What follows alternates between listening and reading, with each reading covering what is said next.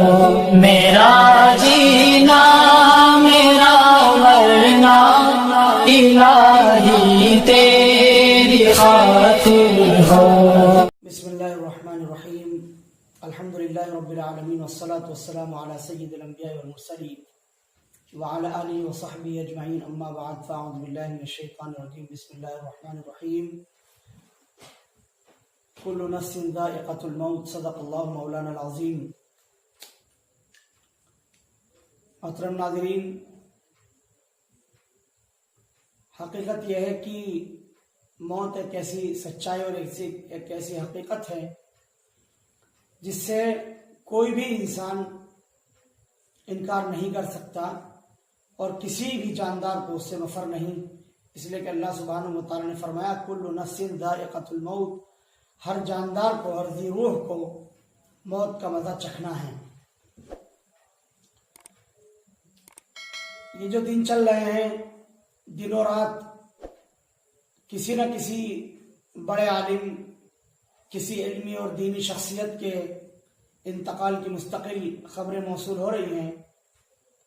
ابھی گزشتہ کل حضرت مولانا مفتی محمد قاسم صاحب مظفر پوری رحمۃ اللہ علیہ کا انتقال ہوا، جو اسلامی فقہ اکیڈمی انڈیا کے رکن تاسیسی تھے، اور ایک بڑا حادثہ آج اس وقت پیش آیا جب حضرت مولانا امین عثمانی ندوی رحمۃ اللہ علیہ کا حادثہ وفات پیش آیا۔ حضرت مولانا امین عثمانی ندوی رحمۃ اللہ علیہ ان علماء میں سے تھے جو رجال ساز ہیں، جو افراد سازی کا کام انجام دیتے ہیں، جنہوں نے اپنی محنتوں سے، اپنی کوششوں سے، اپنی جد و جہد سے افراد سازی کا کام انجام دیا۔ خاص طور پر مولانا امین عثمانی صاحب رحمۃ اللہ علیہ، جو اسلامی فقہ اکیڈمی انڈیا کے سکریٹری تھے، اور حضرت مولانا قاضی مجاہد الاسلام قاسمی رحمۃ اللہ علیہ کے بالکل ابتدائی رفقائے کار میں سے تھے۔ حضرت قاضی صاحب رحمۃ اللہ علیہ کے ساتھ انہوں نے ایک لمبے عرصے تک اکیڈمی کی خدمت انجام دی، اور اس کے بعد سے اب تک وہ اکیڈمی کی خدمات انجام دے رہے تھے۔ سکریٹری کے عہدے پر وہ اس وقت فائز تھے۔ یہاں رہ کر حضرت مولانا عثمانی رحمۃ اللہ علیہ نے بہت سے افراد پیدا کیے، خاص طور پر فقہ کے میدان میں انہوں نے افراد سازی کا کام انجام دیا۔ اسلامی فقہ اکیڈمی انڈیا کا جو بہت سارا فقہ کے میدان میں کام ہے، وہیں پر اکیڈمی نے اس پہلو پر بھی توجہ دی کہ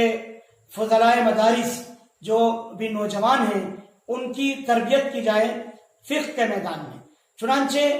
اس میدان کے جو اصل روح رواں تھے وہ حضرت مولانا امین عثمانی صاحب تھے، کہ انہوں نے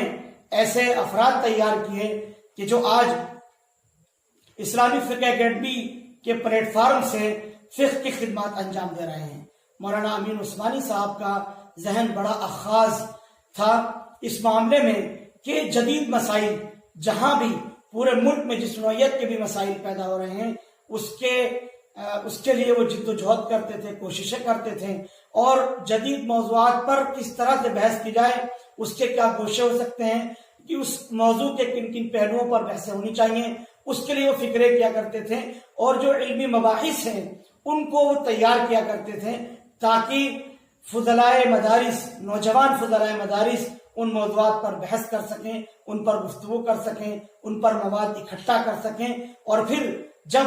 اس کے سیمینارز ہوں، اکیڈمی کے سیمینارز ہوں، تو اس میں وہ اپنے مقالے پیش کر سکیں۔ اس طرح سے مولانا امین عثمانی صاحب نے بڑی خدمات انجام دی اس فیلڈ کے اندر، اس میدان کے اندر، اور خاص طور پر افراد سازی کا انہوں نے کام انجام دیا۔ مولانا امین عثمانی صاحب رحمۃ اللہ علیہ سے مستقل اکیڈمی کے سیمینار میں بھی ملاقات ہوئی، اور خود اسلامی فقہ اکیڈمی انڈیا دہلی کے اندر جب بھی جانا ہوتا تھا ملاقاتیں ہوتی تھی، پوری محبت کے ساتھ، خندہ پیشانی کے ساتھ وہ ملا کرتے تھے۔ مولانا رحمۃ اللہ علیہ اگرچہ بہت کم گو تھے، لیکن مزاج کے اندر ملنساری بہت زیادہ تھی، جب ملتے تھے فوراً پہچانتے تھے، بڑی محبت سے پیش آتے تھے، خرد نوازی کا ان میں جذبہ تھا۔ وہ جو ایک خاص قسم کا جذبہ ان کے اندر موجزن تھا کہ رجال سازی کی جائے، افراد کو تیار کیا جائے، جو بھی عالم ان کے پاس پہنچتے تھے، کچھ وقت بھی جو ان کے ساتھ میں گزار لیا کرتے تھے وہ اس کو کوئی نہ کوئی فکری گوشے عنایت کرتے تھے، عطا کیا کرتے تھے کہ انسان ان سے رخصت ہونے کے بعد بھی سوچتا رہتا تھا کہ مولانا نے جو باتیں فرمائی ہیں وہ یقیناً اس طرح کی ہیں کہ اس میدان کے اندر خوب کام کیا جا سکتا ہے اور اس کو اپنے لیے باضابطہ میدان عمل بنایا جا سکتا ہے۔ یہ مولانا رحمۃ اللہ علیہ کی خصوصیت تھی۔ بارہا ان سے ملاقاتیں رہی، اکیڈمی کے سیمینارز میں بھی، اور اکیڈمی حاضری ہوتی تھی، اس میں ان سے ملاقاتیں ہوتی تھیں۔ اور اتفاق دیکھیے کہ 3-4 روز سے وہ بیمار تھے۔ کل ہمارا اسلامی فقہ اکیڈمی دہلی میں جانا ہوا اور ہمارے رفیق محترم مولانا امتیاز عالم قاسمی صاحب سے ملاقات ہوئی۔ اکیڈمی میں بیٹھے بیٹھے 3-4 مرتبہ دل کے اندر داعیہ پیدا ہوا کہ مولانا کے پاس جائیں، دفتر میں جا کر، ان کے آفس میں جا کر ان سے ملاقات کریں، لیکن فوراً ذہن کے اندر یہ بات آتی تھی کہ مولانا تو ایڈمٹ ہے۔ وہیں بیٹھے بیٹھے مولانا کے لیے دعائیں بھی کی۔ مولانا امتیاز صاحب سے کافی دیر اس تعلق سے گفتگو ہوئی، بات چیت بھی ہوئی، مولانا کی شفا کے لیے، صحت و تندرستی اور ان کی دراز عمر کے لیے۔ لیکن اللہ کے فیصلے کے سامنے انسان کا بس نہیں چلتا ہے اور انسان بے بس ہے، انسان کچھ بھی نہیں کر سکتا۔ جب اللہ سبحانہ و تعالیٰ کا فیصلہ آ جاتا ہے، اللہ کا فیصلہ اٹل ہے۔ جب اللہ سبحانہ و تعالیٰ فیصلہ فرماتے ہیں کسی کی وفات کا تو کوئی اس کو روک نہیں سکتا، ہر چند کہ وہ ہمارے لیے بہت قیمتی تھے اور بڑا کام ان کے ذریعے سے ابھی ہونا باقی تھا، جس کی امیدیں بڑوں نے بھی کی ہیں اور بڑے افراد، بڑے حضرات اس ملک کے ان سے توقعات اور امیدیں وابستہ کیے ہوئے تھے۔ لیکن چونکہ اللہ کا فیصلہ تھا، وہ اتنی عمر تک ہی ہمارے درمیان ان کو رہنا تھا، وہ اب ہمارے درمیان نہیں ہے۔ انا للہ و انا الیہ راجعون، یقیناً یہ ایک حقیقت ہے اور یہ ایک سچائی ہے، اس سے کسی انسان کو مفر نہیں۔ میں تعزیت پیش کرتا ہوں اسلامی فقہ اکیڈمی انڈیا کے جنرل سکریٹری اور اس کے جو دیگر سیکریٹریز ہیں، اس کے جو ذمہ داران ہیں، اس کا جو عملہ ہے، ان سے بھی، اور حضرت مولانا امین عثمانی صاحب رحمۃ اللہ علیہ کے افراد خانہ اور ان تمام علم دوست احباب سے، اور خاص طور پر فقہ کے میدان میں کام کرنے والے نوجوان علماء اور فضلاء سے کہ جن کا بہت گہرا رابطہ اور بہت گہرا تعلق مولانا امین عثمانی صاحب رحمۃ اللہ علیہ سے رہا ہے، ان کی خدمت میں تعزیت مسنونہ پیش کرتا ہوں۔ اور مولانا رحمۃ اللہ علیہ کا حادثہ وفات یقیناً ایسا ہے کہ ہر ایک طالب علم یہ تصور کرتا ہے اور یہ سوچتا ہے کہ خود وہ اس قابل اور اس لائق ہے کہ اس سے تعزیت کی جائے، اس کے ساتھ کہ وہ خود لائق تعزیت ہیں۔ بہرحال ہم تعزیت مسنونہ پیش کرتے ہیں اور حضرت مولانا رحمۃ اللہ علیہ کی جو گراں قدر خدمات ہیں ان کا اعتراف کرتے ہوئے اللہ سبحانہ و تعالیٰ کے حضور